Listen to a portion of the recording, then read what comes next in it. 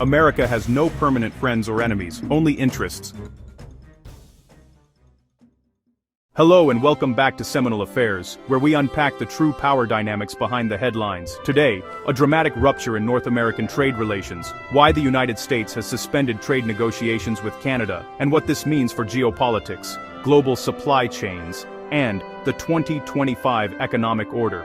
Let's dive in. We'll cover how a TV ad sparked this, the historic trade alignment between these two allies, and what comes next. Here's the timeline. The province of Ontario in Canada launched a major advertising campaign in the U.S. targeting tariffs, featuring excerpts of former U.S. President Ronald Reagan. The ad highlighted his 1987 speech opposing tariffs. Shortly after, U.S. President Donald Trump publicly accused the ad of being fake, i.e., edited, and said Canada was interfering with U.S. courts. He then declared, based on their egregious behavior, all trade negotiations with Canada are hereby terminated. In other words, one province's ad campaign triggered the U.S. to freeze trade talks. On Canada's side, the Premier of Ontario, Doug Ford, later paused the campaign in an effort to reopen doors with Washington. Let's watch that ad first, before we dwell any further. Foreign imports. It looks like they're doing the patriotic thing by protecting American products and jobs. And sometimes for a short while it works, but only for a short time. But over the long run, such trade barriers hurt every American worker and consumer. High tariffs inevitably lead to retaliation by foreign countries and the triggering of fierce trade wars. Then the worst happens. Markets shrink and collapse, businesses and industries shut down, and millions of people lose their jobs. Throughout the world, there's a growing realization that the way to prosperity for all nations is rejecting protectionist legislation and promoting fair and free competition. America's jobs and growth are at stake. But this isn't just about an ad. The U.S.-Canada economic relationship has long been one of the world's strongest. In 2024, goods and services trade between them hit around U.S. $909 billion.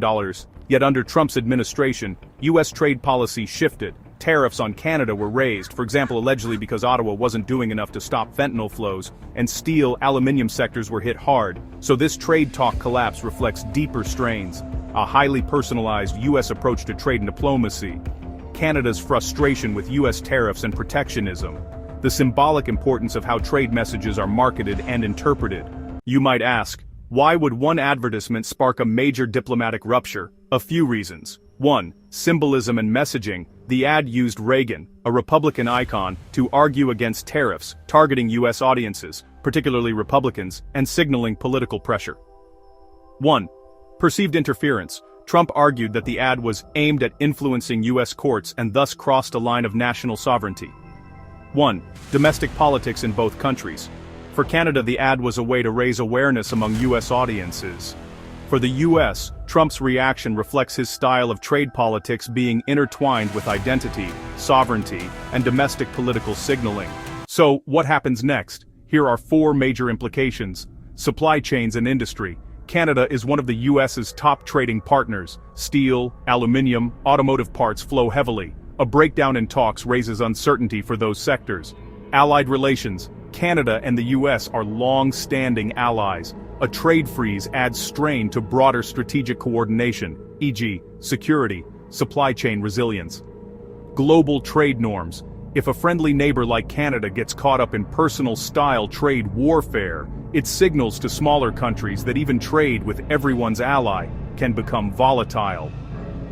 Domestic political fallout. In Canada, this incident could stir public opinion about U.S. policies. In the U.S., it shows how trade policy becomes shorthand for nationalism, identity, and independence. Keep an eye on these signals.